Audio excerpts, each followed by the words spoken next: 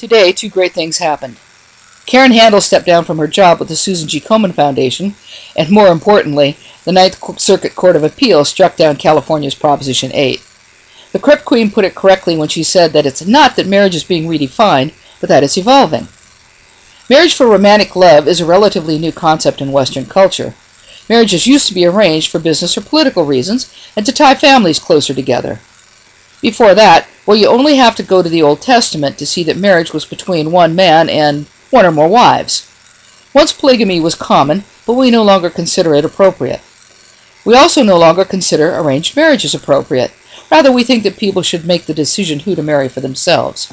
Similarly, it once was considered normal for people to marry as young as 14 or 15, but no more. And people of different races weren't allowed to marry, but no more. Marriage, like all other social contracts, changes or evolves as society evolves. But there are actually two different things that we talk about when we talk about marriage. One is the legal contract that is conducted by and overseen by the state. The other is a religious observance or sacrament that is conducted by a religious personage and is considered a pact between the couple being married and God, although in most cases these are also considered civil unions. Marriage equality for gays and lesbians, and equality that also affects transsexuals, refers to the former and simply says that all citizens of the state should have the right to marry. No one wants to interfere with the rights of churches, etc., to marry anyone they want. The decision is limited to California law. However, there are two important points to consider. One is that the court ruled that once people have been given, or acknowledged as I would rather put it, their rights, then they can't easily be taken away. The decision said in part, Proposition 8, therefore, could not have been enacted to advance California's interest in child-rearing or responsible procreation, for it had no effect on the rights of same-sex couples to raise children or on the procreative practices of other couples. Now, this undercuts the reasoning behind most anti-gay marriage legislation. And this is good news for people in other states where marriage is legal, and for any other states that might make it legal, where anti-gay marriage advocates try to get that right overturned. Should that happen, proponents of gay marriage can point to this decision. The other comes from another part of this decision that said, although the Constitution permits communities to enact most laws they believe to be desirable, it requires that there be at least a legitimate reason for the passage of a law that treats different classes of people differently. There was no such reason that Proposition 8 could have been enacted.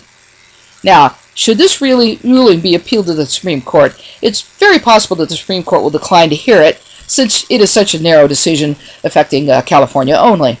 But if they do, several analysts have pointed out that this part of the ruling appeals to the thinking of Anthony Kennedy, who is considered the swing vote on this case. But more than that, it affirms the rights of all people and their protection from biased laws. Now, on the Komen front, the Huffington Post talked to an insider in the Komen organization and was allowed to review several internal memos. Or emails, I'm not sure which, I forget, sorry. You can go to the Huffington Post to check on this. Now, both this insider and the memos show that Karen Handel spearheaded the decision to separate from Planned Parenthood. She has since called what happened a shakedown and said that Planned Parenthood unleashed a premeditated vicious attack not only on Komen but on Ambassador Brinker as well. Premeditated? Now that implies that Planned Parenthood had foreknowledge of this decision. But anyone who's watched the social media after the announcement is certainly aware that this was really a grassroots movement. Just thousands of people rising up all over the country getting really outraged. And it wasn't orchestrated by anyone. I think that this is actually what caused Komen to reverse themselves. They were probably prepared for any organized opposition, but not for what happened. And I can't help but think that since the original decision was predicated on Planned Parenthood's being the target of an investigation, what would happen if someone demanded an investigation of the Komen organization because of this?